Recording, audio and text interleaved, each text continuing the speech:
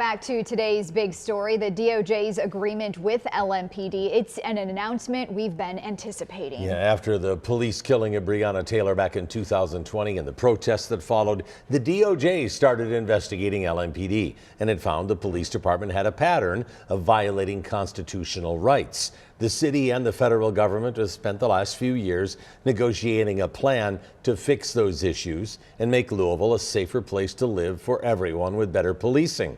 In part, the agreement stops middle-of-the-night search warrants, shifts behavioral health crisis responses away from police, prevents police from handpicking judges to approve warrants, requires training on managing protests, mandates fair investigations of officer misconduct, and creates more rules about traffic stops. Hayden Rostevsky joins us now with the mayor and LMPD's chief to break down what today's announcement means for you. Hayden? Mayor Greenberg, Chief Humphrey, we thank you so much for joining us and being here with us today, willing to answer questions, so let's dive right in. Chief, if I'm someone who's living in Louisville and counting on your department to keep me safe, what's the most noticeable, tangible change that I'm going to see come out of this agreement? Well, in all honesty, the changes that we've already put into place are probably some of the most tangible things you'll see. And we've already reformed our use of force policy. We've created our audit unit. We review our body cameras. And so really this is about the engagement that we partake in when it comes to enforcing violent crime. That is our priority. We have to be out there proactively policing and doing it the right way. And so this lays out a guideline for how we document that, how we track that, and how we report that, so everyone understands what we're doing, why we're doing it, and if we're having success. And that kind of leads me, Mayor, into my question for you. You said that you want the city to be in full compliance with this agreement within 5 years. That is faster than any other city placed under an agreement like this before. Why was it so important for you to be aggressive in implementing these changes so quickly? For several reasons. First, I think improvement has already begun, and we've seen significant reforms and improvement under the last 2 years. And under Chief Humphrey's leadership, those improvements continue every day. So I think we have a real chance to achieve that goal. And also I think it's important that we have guidelines, that we have clear benchmarks for what our officers need to be doing so they understand what their expectations are. And this is not something that needs to go on forever. We're going to have to live with this. We're going to continue to make improvements forever, but we shouldn't continue to pay out-of-state monitors or others for what we can be doing here ourselves in Louisville. And so we're very focused on that. And Chief, when you talk about making a priority for the city and making sure that you didn't handcuff your officers through this agreement, something that came to mind to many of us here at WDRB was you're already several hundred officers short.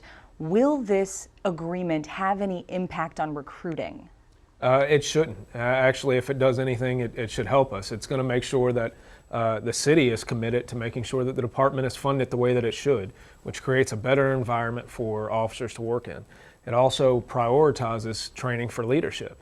And when you have competent leadership and you have the resources and equipment that you need to do your job well, you are much more likely to go out there, perform well, be happy about the environment that you're working in, and by proxy, go recruit your friends and bring more people on. So we hope this is actually a beneficial thing for recruitment. And as a follow-up, today you said that the city and LMPD will continue to make decisions for the city and LMPD. Talk about that. Yes, this in no way gives authority to the Department of Justice to tell us how to run our department. This is an agreement that we came to around policies and training and those types of things. Many of those things we were either already doing or we had plans to do.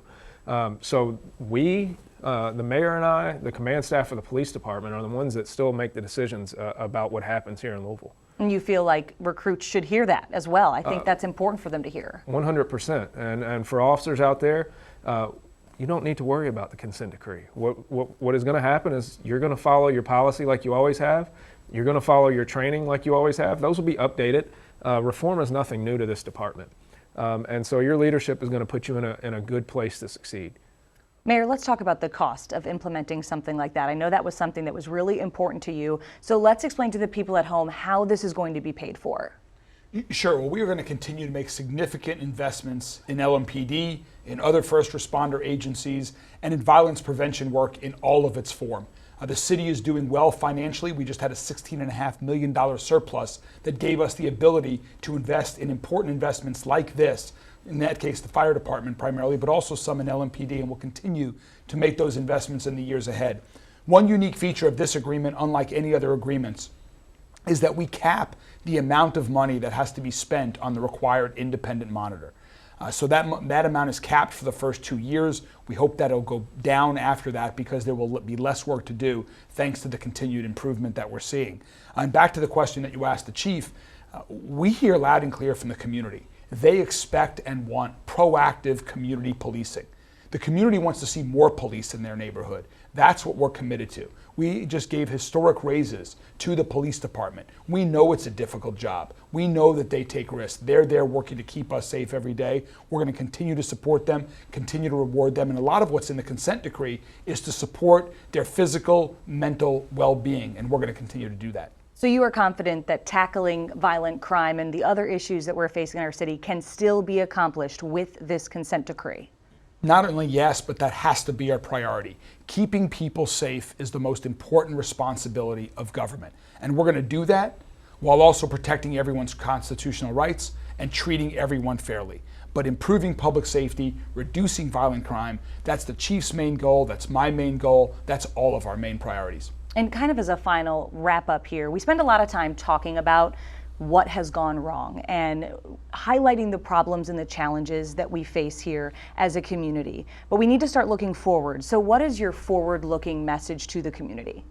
My message to the community is now is the time to come together. We've agreed to this historic agreement that builds upon and accelerates the rapid police reforms and improvements that we continue to make every day. Let's join together, be a part of the solution. If you know someone who wants to get involved in public service, reach out and encourage them to join the LMPD team. If you know something about a crime that's been committed, reach out and let LMPD know to bring justice to victims' families and to help us make a safer city. There are many different ways that people can help be a part of the solution. Now's the time to come together and look forward. All right, thank you so much to you Thank both you. for joining us today.